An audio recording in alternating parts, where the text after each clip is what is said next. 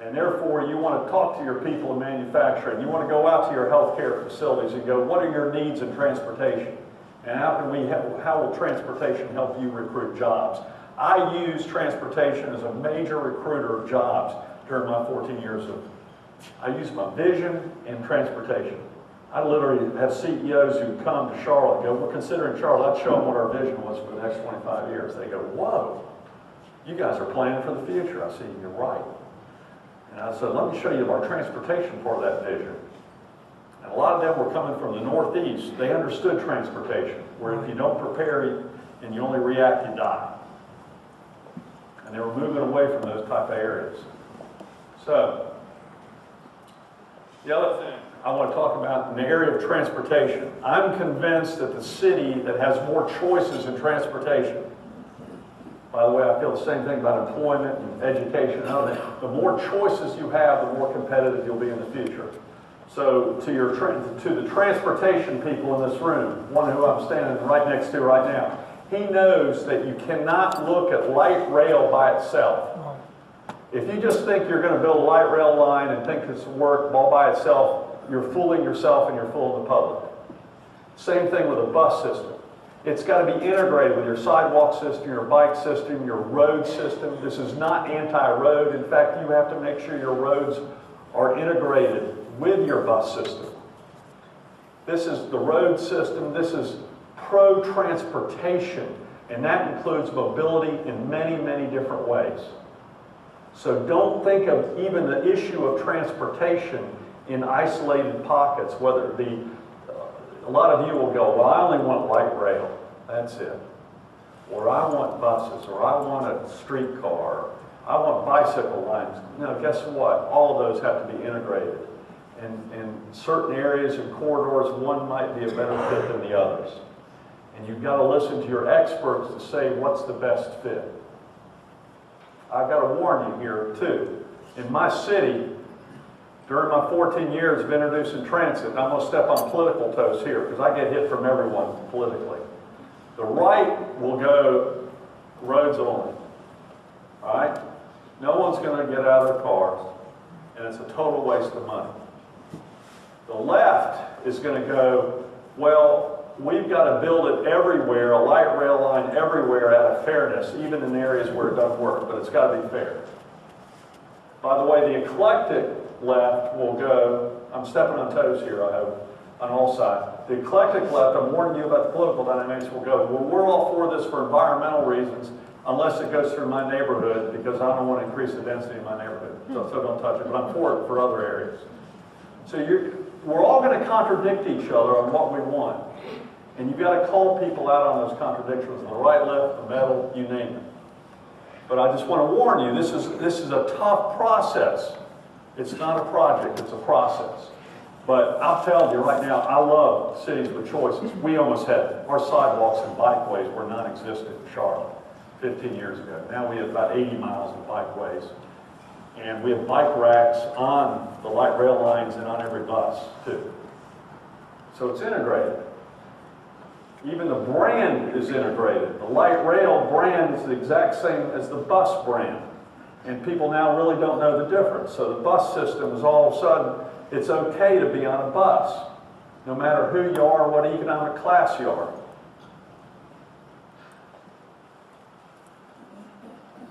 This is something I want to emphasize to the non-business community and to the business community.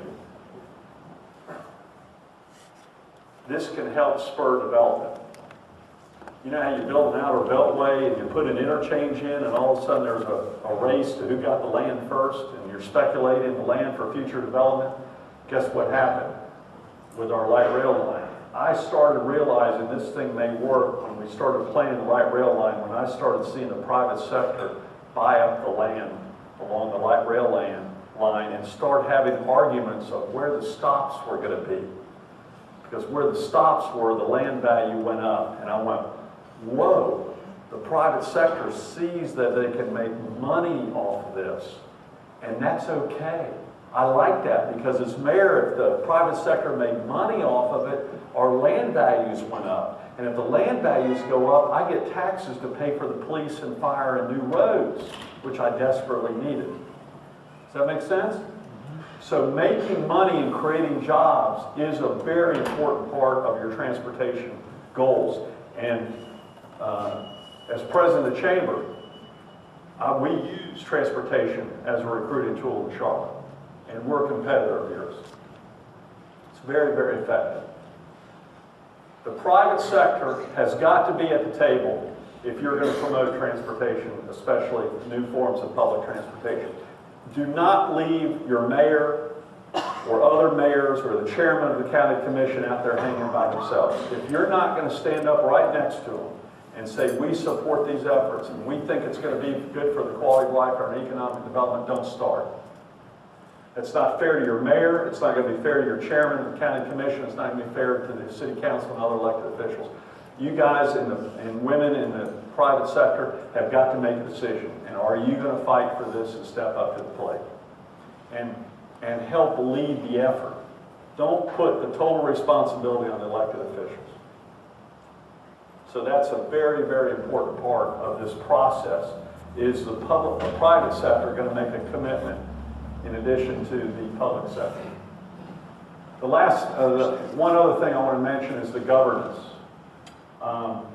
Some important decisions are going to be made as you go through this process on how are you going to govern and who is going to be held accountable and how are you going to make decisions of where it goes, who's in charge of it, what political bodies have accountability for it.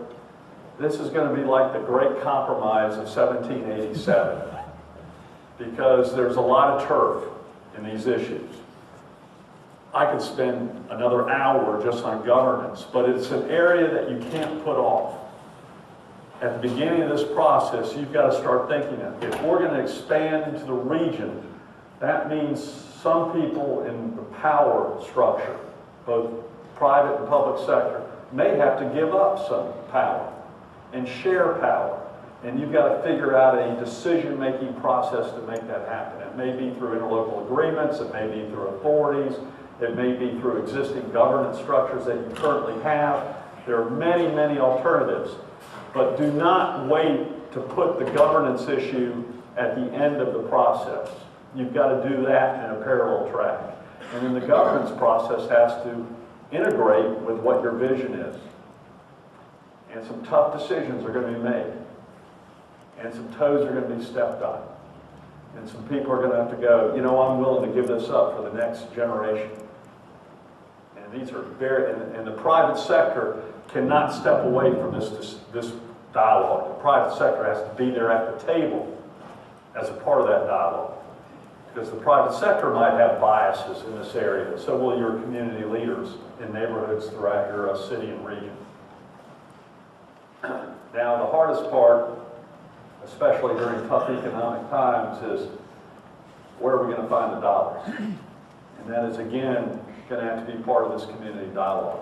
It is not cheap. By the way, it's not cheap if you do nothing. As I learned in Charlotte as mayor, I looked at my books of the existing bus system that was dilapidated, and I'm a conservative guy. It was going to be a drain on the property taxpayers of Charlotte forever to continue to have a bad bus system. And it made no sense. So, like in business, you make a decision. You either die or you grow. That's your choice. And I had a choice. Am I going to keep sustaining a dying bus system that people did not want to ride unless they were forced to? Or am we going to grow it and try to make it work? And I had to actually figure out which one's more expensive. And I figured out the dying bus system was more expensive than growing the existing bus system. And then we had to find the dollars to do it. And I asked the private sector also, don't expect just your mayor and your other political leaders to step up to the plate and figure out the financial way to pay for it. You guys and women have CFOs and CEOs and people with incredible financial acumen who can help figure out the financial model to make this work for the next 25 to 50 years. Be at the table. Just don't think the expertise is in government to figure out the financial model, because it isn't. And that's with all respect to people in government. Their acumen always it is in finance. But get people with a financial acumen in the private sector to go, okay, let's look at the books. how are you going to continue to do the capital and operating of a build-out system? Not just for the next 5 years, but for the next 25 to 50 years. And you've got to be a part of that. And I'd love to spend more time on that in the future too, on what are the options of finance and where do you get the revenue. That's a very, very important decision to make. The next step I talk about the process is you're having these 2 big meetings today. You're having a community outreach meeting this afternoon. There was a press conference this morning, and now you're having meetings with the chamber leadership. Well, guess what? Those are 1 meetings. I'm asking the leaders now, just don't say, well, we had our meeting, we communicated it, now we can move on. You have to re-communicate this message over and over and over again. That's why the circles, both clockwise and counterclockwise. I made a tragic mistake as mayor. One of the biggest mistakes I made was I got a referendum passed, I campaigned every day for it, I treated it like a political campaign, and then it passed, and I moved on to something else. And then during the construction and operations, when we were having some cost overruns and delays and crisis, I was blindsided. I didn't know there was so much objection. Because, you know, I cut off talk radio. People said, quit listening. And next thing I knew, we had almost a revolution against the light rail line before it even opened. Because we quit communicating. We moved on to the new arena project. It's a major fault that every leader goes through, whether it be in a business or political community. We quit communicating once we think we've accomplished the project. But the ongoing sustainability is the hard part, not the startup. The startup is actually the easiest part, because that's when there's enthusiasm.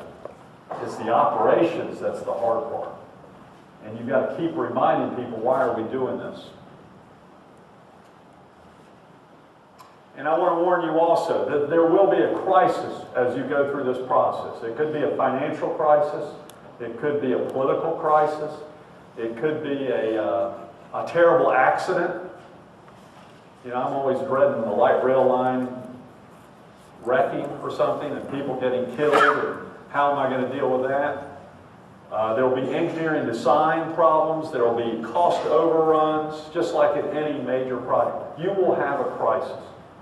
And you've got to know this at the very outset. And you've got to handle the crisis immediately. Do not delay handling the crisis. Because if you delay it, it'll grow bigger and it'll make you go all the way back to start at number 1 again. So I just want to warn you, you're getting into something that is not easy.